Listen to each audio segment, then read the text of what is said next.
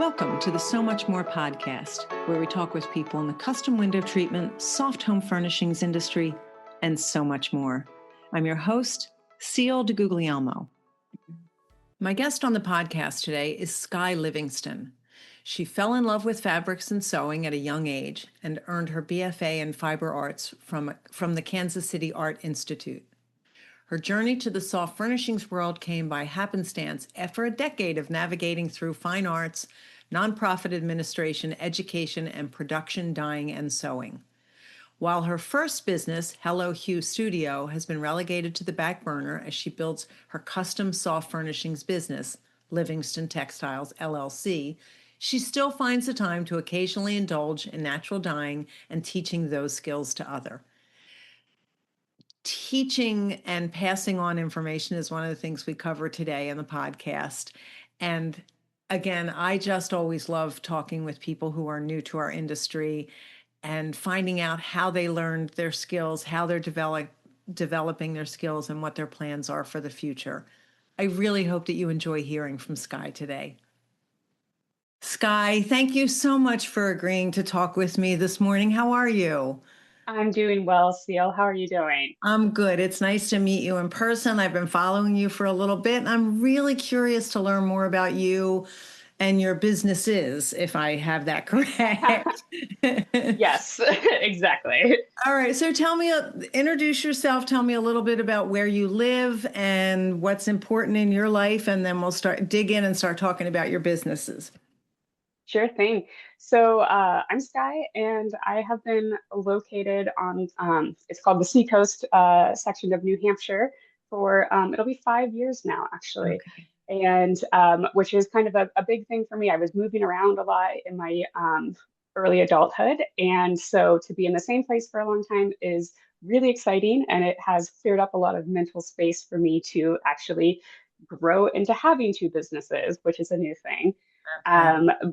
And so, but right now, really the primary focus is my workroom business, making custom soft furnishings, mostly curtains. Okay. All right. And how did you get started? Well, so I like to say that I have a lifelong love affair with textiles. I started sewing at a really young age, and I think that's pretty common for a lot of us. I have two older sisters, and so I was always getting hand-me-down clothes. So I was taking those apart, resewing them. So, back before upcycling had its really big resurgence like it has now, I was doing that for a long, long time.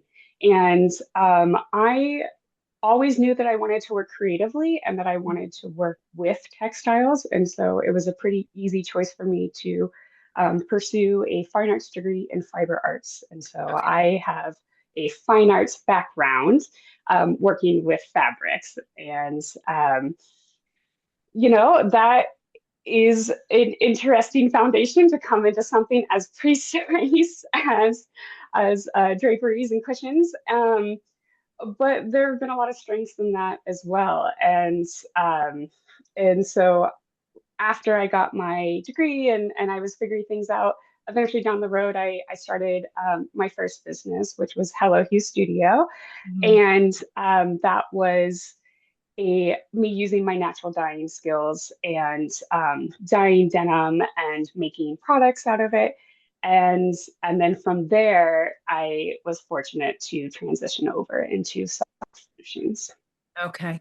And at what point in that process, because you're making things that are custom, and one Mhm. of a kind, but not necessarily able to sell in volume of any kind. Um, so, Right. so each job was smaller, significant, but not selling a room or a house full of window treatment. So how was making that transition? Because you're still doing custom work, you're still creating beautiful things, but how was that transition for you? Fabulous. I mean, the transition from, you're talking about the transition from my first business into my second business, Yes. correct? Yes. Yes. So first business was really about, creating a whole bunch of products. So I was doing production dyeing and sewing, which is so tedious.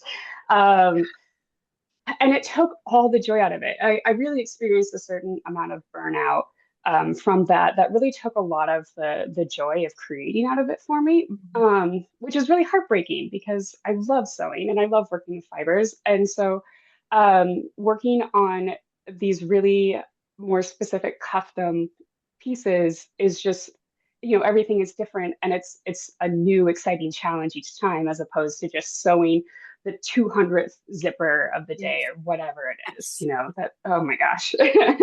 We've talked about that a little bit on the podcast. There have been opportunities for some of us to do that kind of production work. And I really thought I was going to lose my mind when I was doing it. It Mhm. wasn't burnout in that it was one project of 300 pillows.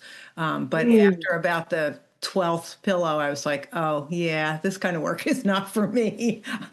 I'm going to mhm, get a nice paycheck out of it, but I don't know if it's actually worth it or not. So I mhm. absolutely understand that. All right, so tell us a little bit about are you wholesale, retail, combination? How is your business set up? So I primarily work with designers, and I do work with individual clients outside of designers a little bit, but primarily right now it is designers, and that is just through happenstance, and I love it.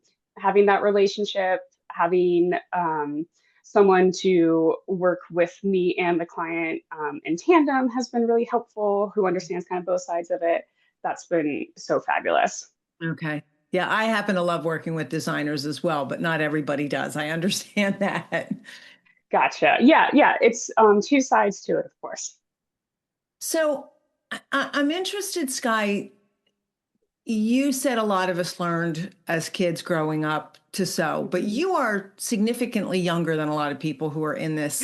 I look younger than I am. Okay. All right. Well, I'll give you that. But still, not as many young people are learning to sew as children as when I was learning to sew and everything else. And honestly, for me, it was good because I went out of my way to learn. My mother didn't know how to sew. I learned from my aunt and a neighbor. So I'm not hearing that response as much with the Mhm. next generation in our industry. Mhm. I heard for the first time I learned to sew on YouTube not too long ago. So Oh wow, yeah. yeah. I understand that that dynamic is changing. I've also seen a resurgence in interest in sewing, especially with the upcycling and everything else. So, yes, it feels common for you, but I don't think people your age, that's as common a response. So you said sewing was your sister sewed. Did your mom teach you to sew? My mom taught me so. So my sister didn't sew at all. My sisters are No. not particularly creative in that way. But my mom sewed, and so she's the one who taught me. Okay. Um, uh, and made like Halloween costumes and little things for the house and stuff like that. But she kind of taught me the basics and then just let me loose. Okay. And I spent a lot of time as a child, hand sewing mostly. I think I got my first, or I took over, my mother's sewing machine at some point. I think I maybe was in, double digits age by that point, but yeah, mostly just hand sewing stuff and cutting it apart and just thinking about how things go together. But I hear you about it's not the most common skill to find anymore. And I do find lots of people who, really wish that they knew how to sew. And so I do, when I can, I like to incorporate teaching here and there Okay. because, yeah, I think it's great to have those skills. Yeah. It's also a very separate business model to be teaching people how to sew. You have to have more equipment Yes. and it is a very different thing, but I admire that you're making that part of what you do as well. Okay, so On kind of okay. a small part. Yeah, that's hey, listen, anybody who can learn anything from us, it just adds to the ability for our industry to be respected because I think there are a Exactly. lot of people that once they start learning to sew go, oh, this is not that easy. And Mhm. it's interesting to me because several times I had colleagues say, oh, if somebody quilts, if a client is a quilter, that's a red flag for me because then they think they know how to make window treatments. And I had the exact opposite experience. One of my designers was working with a client who was an avid quilter. And when I went to the house to measure and I met her, she said, I cannot do what you do. I'm so in awe of your ability to make window treatments, and me having only ever made 2 quilts in my entire life. I'm like, I'm kind of in awe of the artwork that's hanging on your walls. So I found it was a respected skill, not, oh, I can do it too. But I have found people who, oh, I can do this. They start and go, oh, no, I can't. Thanks. You can Uh-huh. do Uh-huh. this. I've taken over projects from those people before. Love that. All right. So you have your degree and Mhm. you decide that the dyeing and the creating of those products is a good thing to start a business. Did you have any business background? Had you worked anywhere else first? Like, what was the impetus to getting started on your own? Right. So when I was starting Hello Hue Studio, I I had always known that I was probably going to go into some form of self-employment eventually. Coming up in the fine arts world, that was really the intention for a long time. Hmm. And my school was really good at providing a lot of professional practice, and I had kind of taken classes here and there.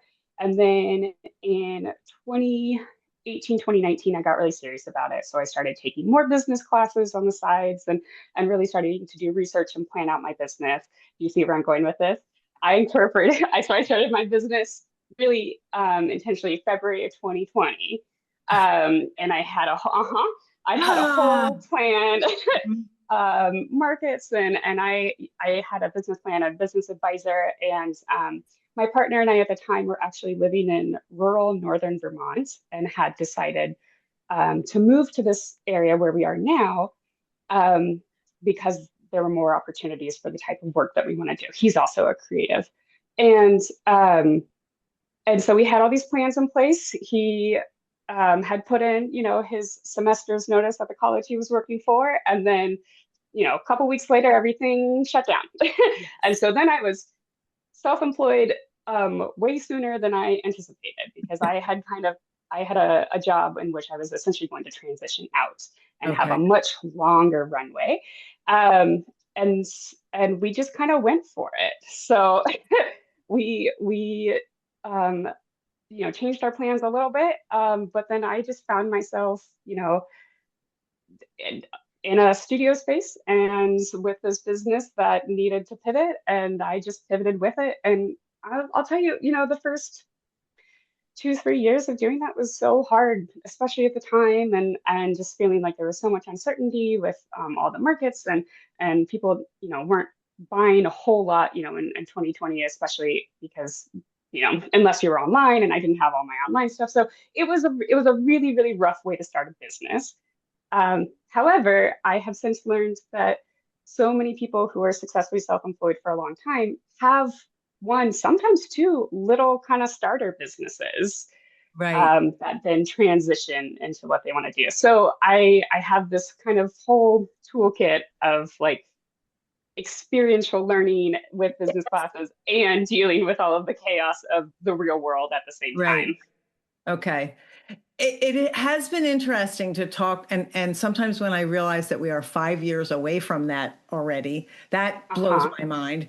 But so many people I've spoken with were really just getting started then. And I think our industry in particular was able to adjust and accommodate. And since so many of us work alone in our homes, that was not the Right. problem. And many of Hmm. us were really busy. And I can remember one day at the end of a very long day in my workroom having somebody say something about they were bored. And I thought I might hit you. Like if I could get close enough to you, I might hit you because I was not bored and I was exhausted and worried about all the stuff that was going on. So I feel like it was a bit of a boom for our industry, but if you were just getting started, it was not how most of us thought we were going to be running a business. So, And at that time, I didn't even know about this industry. okay, I call it product land. I was just, slinging products, making stuff, slinging, we're talking product price range wise, we're talking, less than $100 per piece, which is a really exhausting way to try to make a living. yes, it is. And then just through happenstance, I know I'm getting a little bit ahead of your questions here, That's okay. but it's coming up anyway. You know, just fell into this industry totally through happenstance. I'm surprised just with my background in sewing and textile work that I really had never thought about where people get their curtains made or anything like that. How about that? Okay. So how did you Mhm. find out about this industry? Right.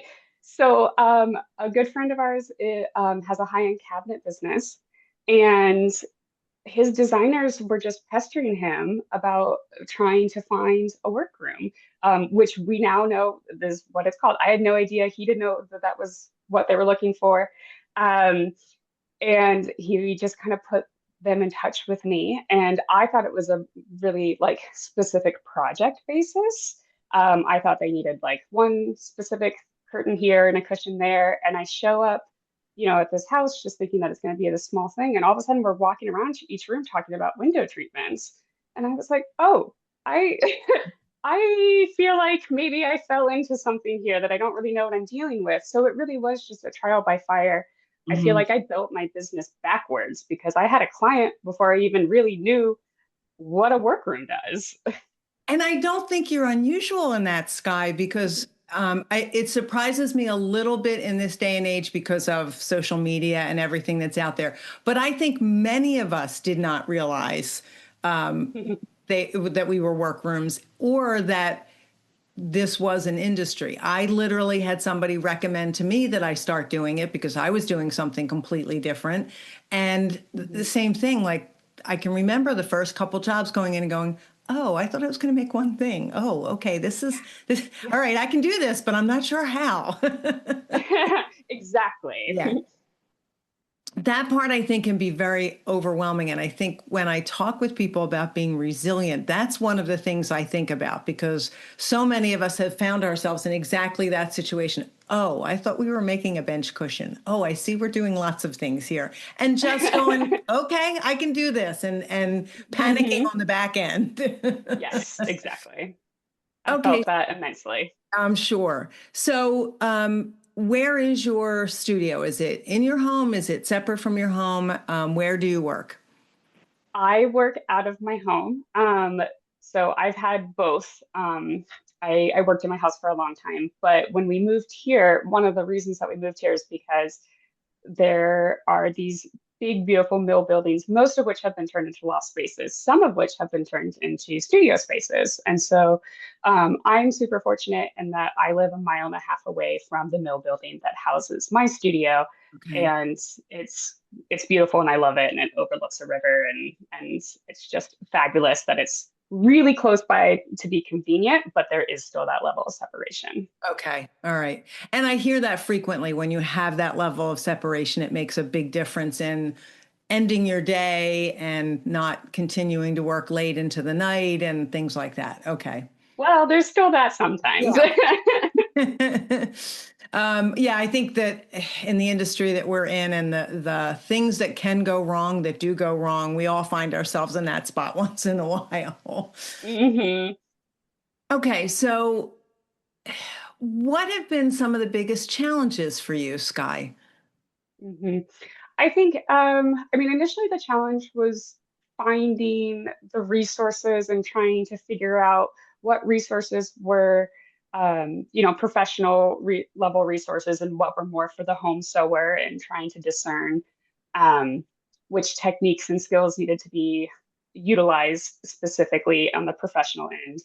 Um, so that was a big initial challenge and just gathering up all of the information to know how to do this. I think that as many people probably imagine that curtains are just, oh, a couple of straight seams, big piece of fabric, there you go. And it's so much more than that. Yeah. And so yeah, just really trying to hit the ground running while portraying to people that I was competent and able to produce what it was they're asking me to produce. And so, I mentioned to you early on that there's a little bit of imposter syndrome in me, and I think many of us deal with Yes, that. And definitely. right, and I really had to sit with that and think about why I how this is viable and how I can actually make this happen. And I think I just had to like lean on the fact that I have really great problem solving skills. My whole college career was spent, making kind of impossible things that I wanted to see in the world, and that's really the basis of of what I approach my work with, and so I just had to find the confidence in that to go forward. But I would say that confidence really, I struggled with it a lot in the beginning, and I think that that can be a huge deterrent for people. Agree. And yeah, and you just kind of have to keep chugging along and keep making things happen. Well, and that's, I think, where the resiliency comes in. Um, most of us who are entrepreneurs don't see any other option. We just have to Hmm. keep chugging along. And that's where that's what I think sets people aside, because there are people who go, yeah, this is useless. I'm not doing this. And they don't keep chugging along, but we do. For some reason, We we do. find it. I Yeah. know. I think it really just comes down to there's no like secret sauce or one specific thing that determines whether someone is going to be an entrepreneur or self-employed. It's just you just keep doing it. You just keep showing up and somehow it happens.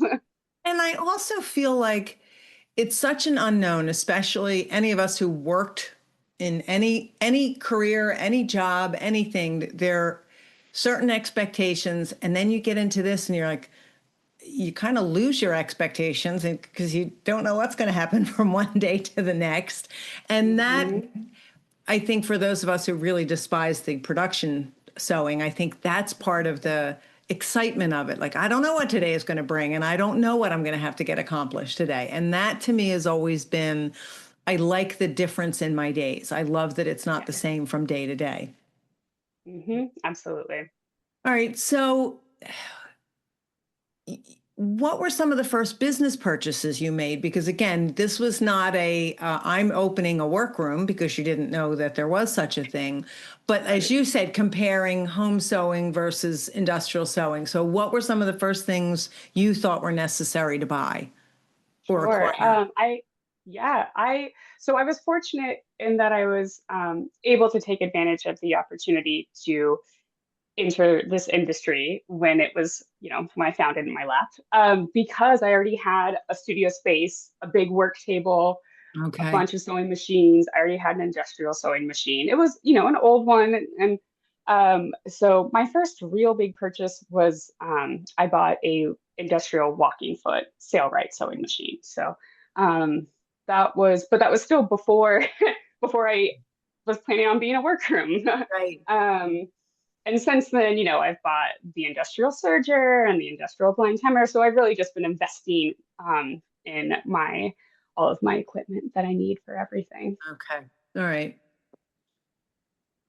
I'm curious, in the start of all of this and with some of the challenges, did you ever think about quitting, Sky? All the time. Anyone who says they don't think about quitting is lying. Of course, you have that moment where, you're by yourself and you've had to unpick something for the third time and resew it, and you're just looking at it like, what am I doing? And then you go pull up Indeed or LinkedIn and you're like, oh, right, this is why I'm doing it, because I don't want to do any of that other stuff. I have not heard anybody say that before. I love that, because I actually agree with that. All you have to do is take a couple minutes and go, yeah, there's a reason why I work for myself. Uh-huh. Exactly. Yeah. That, and listening to my family members tell me about what's going on in their jobs. I go, yeah, this is why I would not make a good employee. Agreed. Although I do encourage all my friends with quote unquote real jobs to tell me all their workplace gossip, because I do kind of miss, that element of it a little bit. Yes. It's just kind of funny. Yeah, I actually get a kick out of listening to my husband and my daughters talk about exactly that, just because, yeah, this can be a little lonely sometimes. For sure. Sky, what is your definition of success? Um, this one I was thinking about recently because I need a new definition of success, because I feel like I actually have reached the level of success that I was trying to for a long time. Okay. Um, not not financially, but I have a long history of dealing with various kinds of anxiety and depression, and for a long time, I really just was trying to find contentment within myself and what I was doing, and I felt like there was always a misalignment, either with where I was or how I was earning money, or any variety of things. And but eventually, at some point, through some inner work, I just realized like I need to be working with my hands. I need to have flexibility and freedom in how I spend my time. I'm, uh, an autonomous person, so I like to have that um, agency over what I'm doing. And I just wanted to feel at the end of the day satisfied with what I was doing. And I've met so many people who hate their jobs. And I just Yes. didn't want to be that person. I don't want to spend 8 hours of every day just miserable. And of course, every day is going to have its own ebbs and flows. But at the end of the day, when you reflect on what you're doing, you just want to feel some level of satisfaction. And so that's where I am right now. So Okay. so now it's time for a new definition of success. And so for me, that is really just having a less ambiguous goal and working more towards building this business and just looking more long term at what the rest of my life looks like.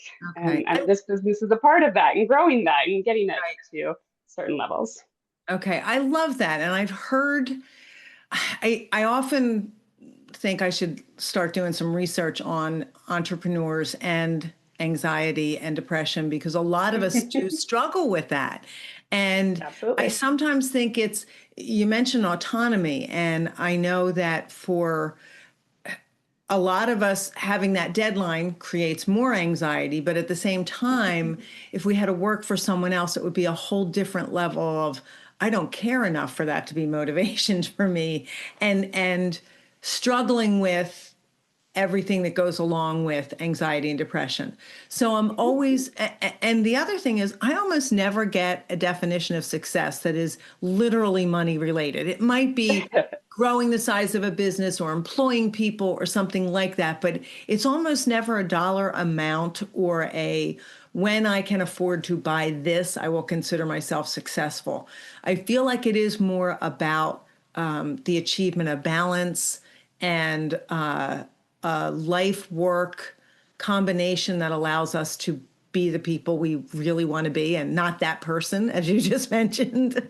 So I love that. And I love the idea of, okay, that's where I am right now. And now I need to look for something else to achieve without it being constantly getting to a certain point and going, oh, is this what it is? Oh, is this what it is? Like, I admire that you recognize what you've achieved, and that's great. Okay, now it's time to think about something else. But I did this, and I have more balance, and I am doing better. So I love that. Thank you. Yeah, I think it's important to reflect on what you've done, and I've done a lot of work to really talk more about what I've achieved because if you don't, who Yeah. will? Well, exactly, exactly. hmm hmm Okay, I love that. I'm curious, Skye, how you handle mistakes and failure and what you do about them when they happen, because they Yeah, do all the they time. do. Of course, we're humans. The first thing I do is take a beat. You gotta take a step back, put down the scissors, whatever. And so I think a reset is so worthwhile, whether that's a minute, 10 minutes, an hour, a whole day, depending on what it is. But you can't just try to like force through all of the negative emotions that are going to come up when you make a failure or a mistake. You just need to set whatever it is that you're working on aside and have a snack, take a walk, get in a better mindset, Yeah. think about some solutions, and then come back and then try to reconfigure. But I think for me, one of the most important things is to really put it into perspective. So when I've had all kinds of jobs throughout my life. And at one point when I had a retail job, one of my managers would just remind us all the time, it's just sweaters and candles. Like, don't worry about it. And so that's in the back of my mind. I'm like, they're just draperies, they're just cushions. I'm not a heart surgeon. Yes, There's no one bleeding on the table in front of me. This is not agreed. this, I can figure this out, and it's not gonna really be super devastating on that level at the end of the day. Right, right. I love that reminder, and I think I don't, someone said to me once, that's dismissive of the talent that you have and I don't think it's dismissive at all. I think it's an important thing to remember that no one is bleeding on the table. Like whatever this is, I can fix it. Even if it's I'm not the person for this, here's your money back. There Right. are 100 solutions for every problem that we encounter. It's what we decide to do with it and how we decide to live with it is and sometimes there's a client or a project that we need to walk away from. And sometimes there's one Right. that's just going to be a devil until it's done. And then we're so proud of ourselves for getting it finished that there you go. Hope I never And do you that hope they again. never But call you back. exactly, exactly. The sponsors of the So Much More podcast allow me to bring guests to you each week. And without them, I couldn't do it. I'm pleased as the owner of the Curtains and Soft Furnishings Resource Library that I can use the library to help sponsor the podcast as well. The library hosts the industry's largest curated collection of educational resources for the custom home furnishings professional. Membership to the library gives you access to a wealth of downloadable reference materials, videos, live events, as well as a community of support to help you develop your design, sales, and fabrication skills, and to grow or start a business. Join the library today at csfrl.org. The Workroom Channel is the premier online training provider for professional fabrication skills. Go to theworkroomchannel.com to browse the selection of anytime access courses created by industry experts. Watch detailed demonstration videos, download companion materials, and participate in private course discussion boards with your instructor and classmates from around the world. Start your course path today at theworkroomchannel.com. Education, networking, visibility, and industry discounts are just a few of the benefits that are offered to members of the Window Covering Association of America. The WCAA is the only national nonprofit trade association that's dedicated to the window coverings industry and the dealers, decorators, workrooms, designers, and installers that make up our membership. The library is a gold level sponsor of the WCAA. Join today at WCAA.org. WCAA, where you are never in business alone. Discover Klimaka Studios, where innovation meets exceptional design. Klimaka fabric and wallpaper collections are inspired by the original works of collaborating artists and developed with the understanding of how fabrics are manipulated into exquisite soft home furnishings. Workroom businesses enjoy exclusive access to engineered designs and best trade pricing. From clever layouts to classic linen prints, Klimaka Studios delivers the quality and consistency that your business demands. And Klimaka's reliable, on-time delivery keeps your projects running smoothly. Go to klimakastudios.com for swatches and trade account information. Klimaka Studios, for the joy and profit of workrooms. I'm curious, Skye, are you a book reader? Do you have any books that you would recommend to listeners? I do read books. I skim books more than I read them, maybe is the better way to say that.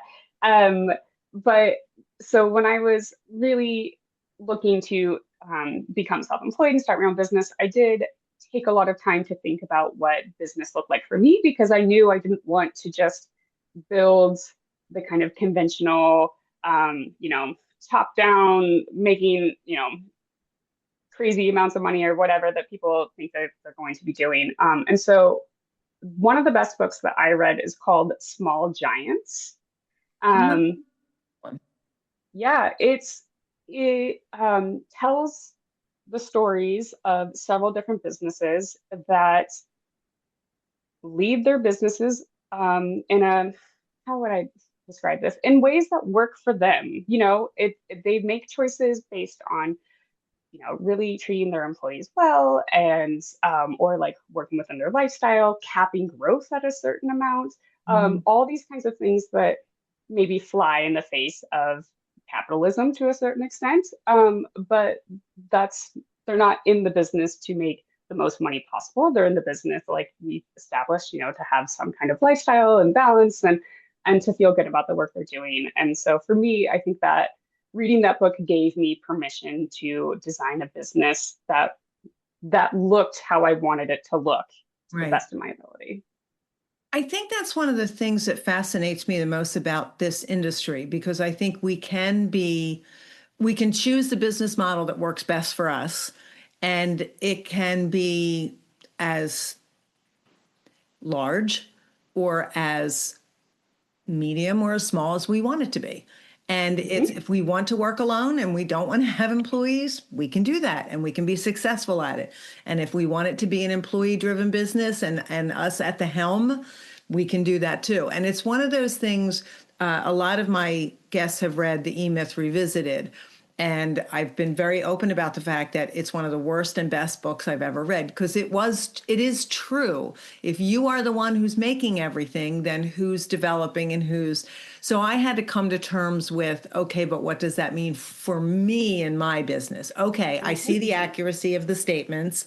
I begrudgingly agree with you. Now, what do I do with it? And I think that it fascinates me how different all of our business models are and how Hmm. we all can make it work for us in a way that makes us happy. And I love that. I do too. And I wish that more people felt empowered to do that. Yeah, because it's not just our industry No. that's possible, but I think, I at this point I've been in this industry for a long time, so I'm not familiar with other industries anymore. I remember what it's like to have a job. I do remember that. Hmm. Skye, do you use much technology in your business? I, for my age and my generation, I'm pretty technologically adverse. Okay. I am not the biggest fan. I'm not an early adopter of technology. Okay. I love a I I have my schedule book and my pencil, and I love the pencil to paper feeling and writing things down. Mhm. So as far as technology goes, like I'm pretty low tech.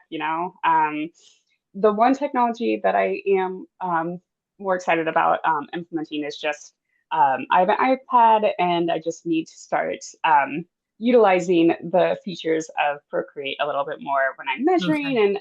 and drafting things up and that I definitely need to get better at because that I see a lot of value in. But I want to keep my business small and I don't want to just have all of these kind of endless AI automated systems that you can integrate into your business. And then all of a sudden you're looking at however many hundreds of dollars every month that you're spending on all these apps that you then have to find work to pay for. And I think, if Right. you can keep it simple, especially now in the beginning for me still, is a better model for me. Okay. I love that. And again, it's whatever we want in our businesses. Exactly. Exactly. So with that in mind, tell me what are the three business items that you could not live without? Yeah. So pencil and paper is number one. I Makes sense to really, me. I there's just something. I think such a tactile person. I learned through doing Mhm. that the act of writing and sketching and taking notes and little doodles, all of that, that connection between my hand and my brain, there's just something that I can't replace that with. Okay. So that's always going to be a part of my business practices. Okay. Headphones are another one. I have to get into flow state as much as possible to really try to bust out some sewing work. And so I need to tune out everything that's going on around the world. So um, and I've been doing that for as long as I can remember. I have white noise playlists. I have Okay. I know a whole variety. It doesn't even have to be music or podcast or anything. I just need some kind of separation, I think, from everything that's going on. And then the other thing that I can't live without my business would be coffee because I need caffeine. I'm Steady, raising my mug right steady now. flow. I Absolutely. know, I know. My Yeah. sisters and I have an endless stream on Instagram of coffee memes going back and forth and back and forth, and one of them was, "What do you mean you start your day without caffeine? Like, I don't know if I can trust you. What kind of a human being are you?" I can't imagine. And there's a ritual element to it, of course. I think that we all have more rituals than we even maybe are aware of. Right. And I find myself, often going to make a cup of coffee when I hit a little bit of an impasse. It does provide a like, oh, okay, I don't really know what to do next. I'm gonna go make a cup of coffee and think about it. That actually makes a lot of sense to me. And I feel like I've done like there are times when I'm at my desk and then I'm not. Like when did I get up and I'm standing in front of the coffee machine? I'm like, I must have needed to get away from that for a couple minutes. Hmm. So I'm curious, Skye, for somebody like you, who started out with a career based on your education, do you ever get to do any sewing for yourself? Do you ever get to do just creative exploration and do something fun with it? Yes. I need to do more of it. My heart and soul, I am an artist, 100%. I have to be making things um, a lot. And so I need to find time in order to make art again. I have not made art in a really long time. But I have felt really creatively fulfilled by a lot of just practical sewing that I have to do for myself. I'm always altering my clothes still or mending things. I find great joy in mending clothes. Um, and I've had to sew many things for my house as practice and samples, Right. so, I've got all kinds of things that started out as practice for another project. But yeah, I love sewing and dyeing too. I need to find more time to get back into natural dyeing more regularly. Um, but I do try to use my skills outside of just for work as much as I can. Okay. And I'm always intrigued by that answer because for so long I was not making the time to make anything. So I was trying to find out how other people were making that time. Yeah, I think it's interesting because my first business, Hello Hue Studio, was really out of a lot of skills that I was passionate about. And so I did have to go through the process of kind of losing a hobby. People talk about that. When you monetize a hobby, suddenly a lot of the joy that you get from it is gone because there's all of Absolutely. these pressures and there's the financial piece to it. Um, and so then transitioning from that into soft furnishings, I think has provided a little bit more space for me because I'm not designing what I'm making. I don't have to use that part of my brain to approach my sewing machine and work table anymore. And so removing myself as kind of the creative engine um, has has been clarifying and has allowed more space for me to just kind of mm, treat the workroom stuff as a little bit more of a job, that I Okay. can just set aside. Okay. I think that's really an important distinction because I think in spite of many of us being told, if you turn this into a business, you will not enjoy it the same way that you do right now. It's still sort of like, but I love what I do. So why will that be a problem? And I do listen, I bought all the Follow Your Bliss books that came out all those years ago. And I still think that doing something that you love is extremely important. But Mhm. when it's what you have to do to get paid, it becomes less of a joyful experience unless you can be mindful about it and say, I mean, I've asked that question, do you sew for pleasure? They're like, every day I'm making beautiful things. I'm like, that's a great mindset. I do not always feel that way. I feel overwhelmed by the project, or I don't know how this is going to turn out. I don't really know what I'm doing. The self-doubt kind of creeps in, but it is amazing when you finish something and you go, I made that. I created that. Mhm. Oh, yeah, it's such a great feeling. It is, and I love that you're still finding time for other parts of it, but I love that mindset. I think that's awesome. So I am curious, what do you do extremely well, Skye? Um, Overthink, overanalyze. What's that like? I have no I'm idea. sure. Um, yeah, a lifelong overthinker here for sure. Which, can be cumbersome, and I do try to manage that, but it has its advantages in that I do try to think really holistically about what I'm doing. Right. And so I want to be involved in like every part of the process. I love, going to the houses and talking with the guys on the construction side of things and just talking about like where the blocking should go and I'm always asking questions about all the other projects that are going on in the house because I what we're doing has to be integrated into this whole ecosystem. Right. And so if I'm just totally siloed to just doing my one little thing, um, I don't, some designers, maybe prefer it that way, but I like to kind of see everything that's going on. And so if I can notice something, a small detail in some of the other work that's happening, I find that all of my maybe over analyzing can actually sometimes be a benefit. I like that twist on it. I am also an overthinker, and there are times when I wish that I wasn't, but then there are times that, as you said, I notice something or I come up with something and I go, huh, that did serve me well at that moment in time. Not all the time, but at that moment in time. Sure, sure. And I like to try new things all the time. So I would say that I'm a really good problem solver. Okay. Um, and I do find a lot of joy in solving problems. And so, as frustrating as it can be if a problem arises, it is just a new opportunity or a new challenge to try to work through. Yeah. And I think that's kind of an underappreciated skill that many of us have. We are all problem solvers. And Mm-hmm. um, when I was first learning a lot of the methods for the different kinds of window treatments, I really believed like whoever was teaching me and whatever they were teaching me, that was the way to do it.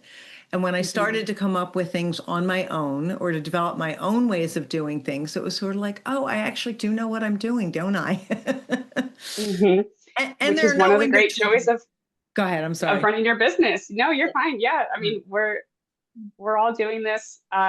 We all have, different brains and different ways of approaching work. And so if there is a set way of doing things that works for you, then great, do it Right, that way. right. All right. What do you not do so well? Um, you know, and this goes hand in hand with the overthinking. I am a huge procrastinator. I can find all kinds of ways to not start the work. I do procrastinate cleaning. I do procrastinate learning. You tell yourself that you're kind of tiptoeing towards it, and then all of a sudden you're just like, why have I been staring at this bolt of fabric, and I haven't even cut it yet? Like you just got to get going.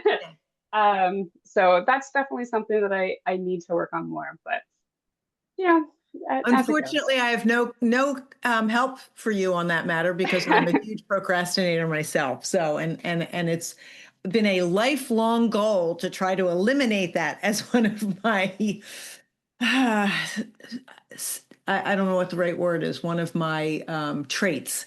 So Mhm. I can give you no advice on that. I'm sorry. No worries. It's something that I think a lot of us, most people Yeah, probably struggle yeah. with to a certain extent, especially when you're self-employed, so you don't have a boss kind of leaning over you, just saying, all right, how did you spend your last hour? Procrastinating cleaning. That's what I spent Uh-huh. my hour doing. Yeah, look how pretty the studio is. It's so clean. it's ready to go, except now I'm going to go clean my desk. Uh-huh. Uh-huh. Skye, what about you would surprise people? I think people might be surprised about the fact that I love horror movies. Um, and I watch a lot of horror movies. I don't know. That's something that my partner and I have been doing for a couple years now. We just try to find a new one all the time and go to the movies. And Okay. yeah, but horror movies in specific are just Okay. there's something about them. It's funny, we were talking about movies recently, and my daughters and my husband used to go. That would be like my time. They would go to the movies. He would take them to the movie theater, and they would finish one movie and then sneak into the next. Um, and and they knew how horrified as a rule follower I would have been to do that. So they did that without me. But they always went to Cute. see horror movies. And both of my daughters would be like, having nightmares the next couple of nights. I'm like, but you saw a horror movie. What do you think is going to happen? And yet to this day, they still watch them. So I think there's something about, I was reading something about people who rewatch the same shows over and over. There's a certain sense of comfort about that. But even with the horror movies, like there's a certain sense, like if you go up there, those stairs, something bad is going to happen. And if you go in the Uh-huh. basement, something bad is going to happen. So I love that. Yes. Skye, what do you love best about this business? Um, what do I love best about this business? You know, besides the obvious, but I do just love sewing and making things, point blank. Seeing everything come together is, that whole completion of a room, a house, and having everything, all the final details put up together. It's just so satisfying. Isn't it? It's a really great Yeah. feeling. So do you go to installs? Do you install yourself? I do go to installs. I see, I want to be a part of absolutely Yeah, me every too. part I of the get that. process. Yeah. Yeah. And so I have a few different installers that I work with.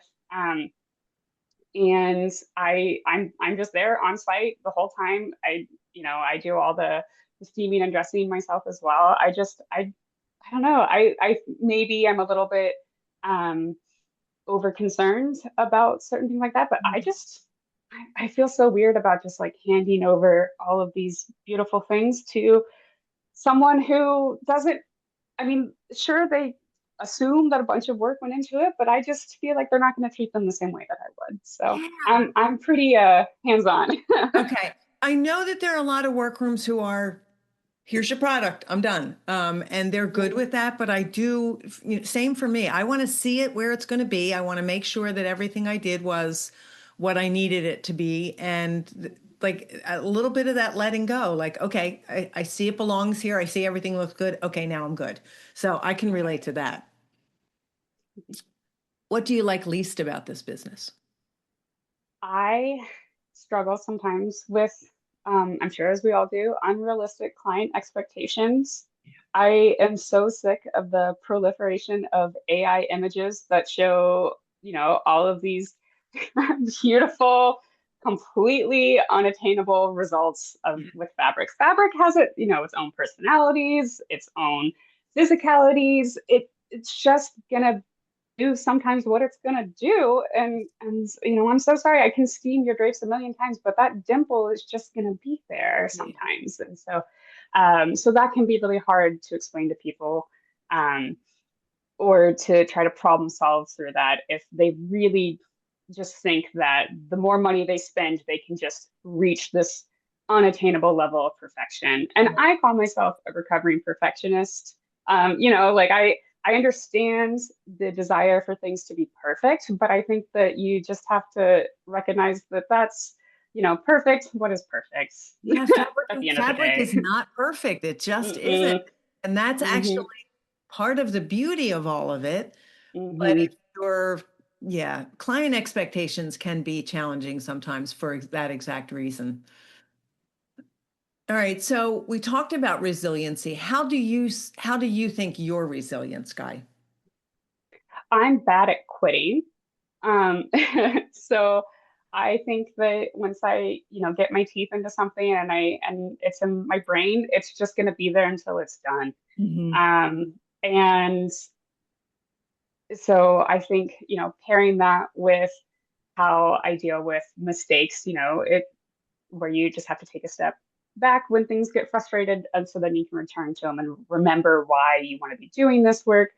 Um, and again, just remembering the alternative, if at the end of the day I want to be my own boss and I want to be making amazing, beautiful things, then this is just kind of what I have to plow through. And so you just keep going. If you keep showing up and you keep, trudging through, eventually you'll get somewhere. Okay, I love that. So you mentioned setting a new goal or new definition of success. Where do you see yourself in 5 years? 5 years, I would love to have my business systems for my workroom just really seamless.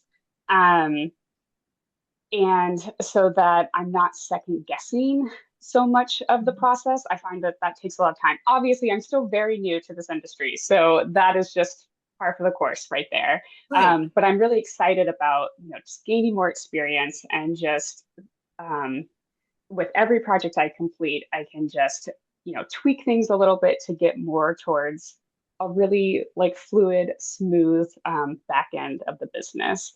Okay. So that I can have more time to just, you know, do the fun parts of Yeah. it. Agreed. Agreed. I think that's a great goal to reach for. Skye, where can people find you on social media? Social media. I'm just realizing that we didn't even talk about the name of my second business, but No, this we ties did into not. we did not. So this ties into my social media. So my social media is all tied directly to my product-based business, which was Hello Hue Studio. Mhm. And so my Instagram handle is Hello Hue underscore studio. And then my workroom business that I'm building is Livingston Textiles, which only has a website, livingstontextiles.com, and Okay. it's not going to have a social media presence. And that's been really intentional on my part. Okay. Um, Tell me about that. yeah, so when you're selling products in the way that I was, social media is a huge part of that industry and that business. Right. And that was another place that I just felt really burnt out on it. I just don't have the personality to put myself in front of the camera all the time. And I did a lot of really intensive social media work for that business, and I'm done with that. It was Okay. a fun part of what I was doing. But for me and the clients that I'm working with in my workroom, social media is not, they're not going to find me on social media. They're not going to look at me on social media. And so I feel confident right now, obviously I have the right to change my mind in the future. I'm going to let my Instagram for Hello Hue Studio just be much more of my creative side of things. Okay. Um, and my workroom business is just going to be a little bit quiet in the background. Okay. All right. Because I like to put links to people's social media if that's what they want. So what I will do Of is put course. links to your website so that people can find you. Of Um, course, and people are still welcome to find me on Instagram. I'm still going to be posting things occasionally through Hello Hue Studio, but it's just going to be much more of a casual uh, Instagram account. I'm not feeling the pressure to post every day and show all the new stuff all the time. okay. All right. Well, I'll put links to all of that in the show notes so that people can find Thank you. you. Skye, I have really enjoyed getting to know you better. I have been watching you on social media and um, found your website, and you're also a member of the Curtains and Soft Furnishings Resource Library. So I like to Oh, such a great resource. Oh, good. I'm so glad you feel that way. But I love to kind of like dig around a little bit and see what people are doing. So I really appreciate you taking the time to talk with me this morning. So if we could wrap up with what advice would you give to someone who's new in the business or someone who's been around for a little while? Oh, I have advice for both, actually. Great. Um, so for someone who's new in the business, um, invest in better equipment earlier than you think you should. Oh, that's a good one. Oh my gosh, I just got a beautiful old industrial blind hammer, and it's been such a game changer. The amount of time I'm saving, and just not, my previous blind hammer, it just the adjustments where I was having to make all kinds of micro adjustments all the time, and Mhm. this one just sews beautifully. It's just I should have done this forever ago, Right, clearly. right. So But I even think, though the sticker might be a high price tag, it's worth it. yeah, and I think that's um I've never heard anybody say it like that, but I love that because yes, you will get better and faster when you have these better equipment and better machines and things like that. That's great advice. Okay, so what And it's about a for better people? experience. Who Yes, wants to be, when you're fighting the machine, no one enjoys that. right. Struggling all the time is not fun. hmm And so then for someone who's been in the business for a while, and this goes back to something we were talking about earlier, is find someone to teach a skill to. It doesn't have to be a formal teaching of, specifically how to make window treatments or how to use a sewing machine. But I think, this industry is extremely hidden. And we're all pretty siloed in our own little areas. Right. And I think it's really easy to forget how many skills we have and a variety of skills, both on like doing the actual work and running the business. So if you can find someone who is interested in any part of that and even just show them what you're doing, I think that that's going to go a long way in getting younger people involved. I can in a former life, I was a program coordinator and working in schools and trying to connect people with, some career readiness stuff. And so I just want to say, like, go connect with a high school and see there's someone in that high school who is interested in sewing and they have no idea that you exist. And even just Right. showing up and telling people what we have is huge. All right. I think that's great advice. Skye, thank you so much for spending some time with me today. I really appreciate it. Thank you so much, Seal. This has been fabulous. Good. I'm glad. I really hope that you enjoyed hearing from Skye today.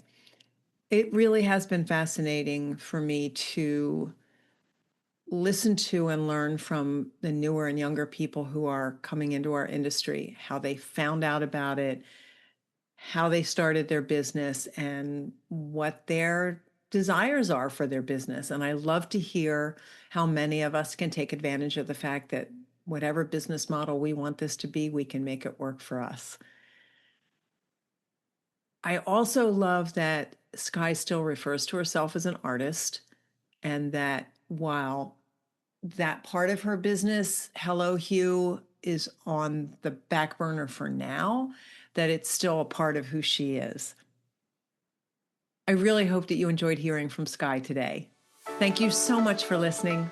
I hope you have a great day.